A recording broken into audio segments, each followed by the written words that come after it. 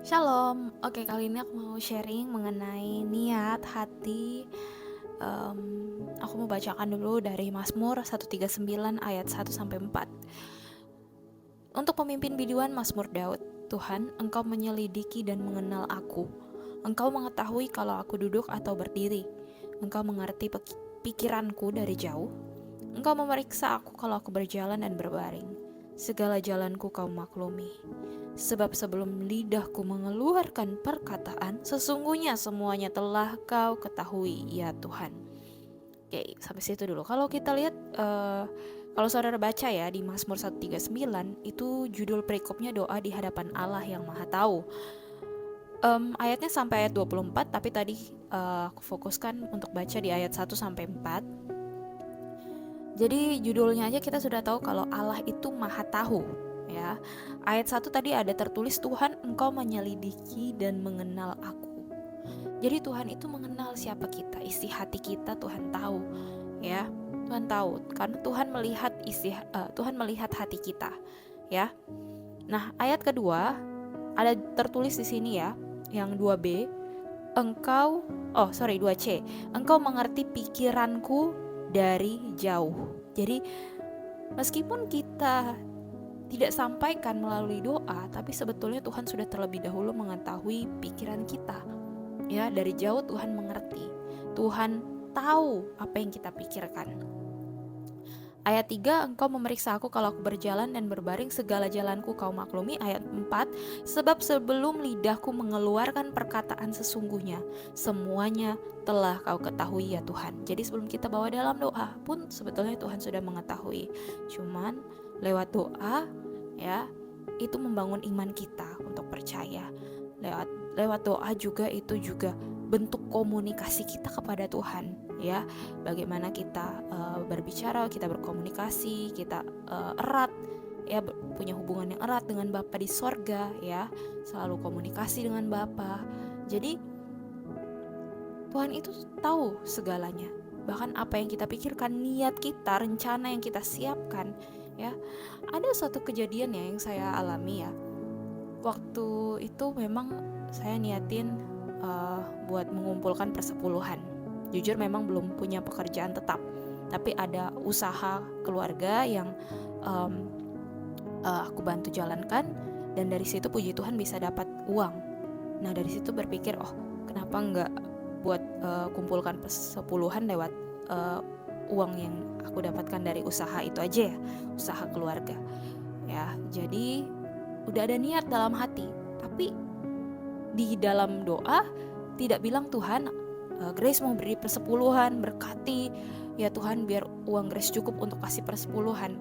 Nggak seperti itu, nggak bilang seperti itu, cuma niat dalam hati saja, cuma mikir gitu, oh iya ya, bisa nih persepuluhan, bisa, tapi kenyataannya di dompet uangnya nggak cukup buat persepuluhan waktu itu.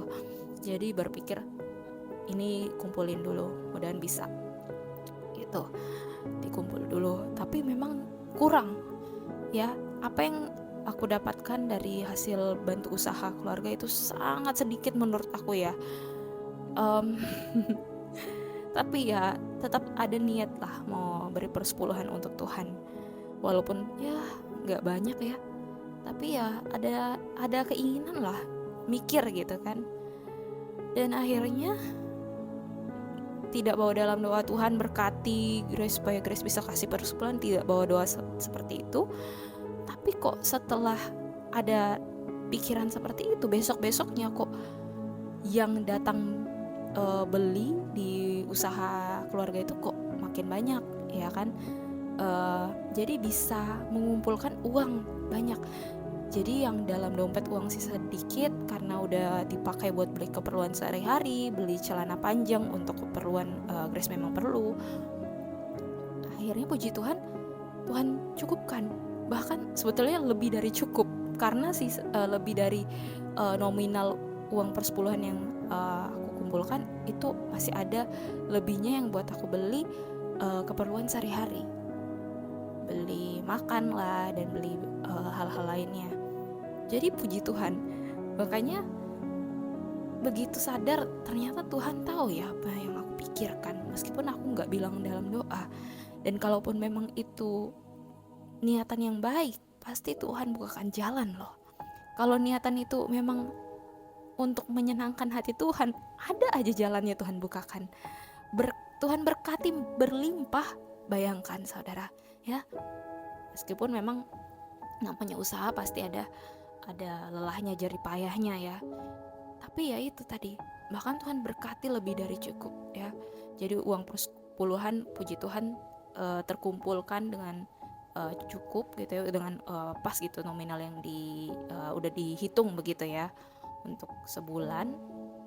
Dan puji Tuhan ya akhirnya bisa ngasih uang persepuluhan kepada Tuhan ya melalui gereja ya yang aku ini datangi gitu, yang aku ikut ibadahnya. Jadi kembali lagi, Tuhan itu tahu segalanya ya. Bahkan sebelum kita ngomong, perkataan kita, pikiran kita Tuhan sudah ketahui duluan ya. Kalaupun kita bawa dalam doa, ya itu tadi, untuk menguatkan iman kita, untuk mempertahankan komunikasi dengan Bapa di sorga, untuk doa itu iman juga ya, untuk deklarasi, kita klaim janji-janji Tuhan sehingga itu terjadi dalam hidup kita ya. Bayangkan deh kalau niatan kita udah jahat, atau niatan kita niatan kita anggaplah itu tidak jahat, tapi berbeda dengan kehendak Bapa di sorga, berbeda dengan apa yang Tuhan mau kita kerjakan. Apakah lancar-lancar aja yang akan kita hadapi?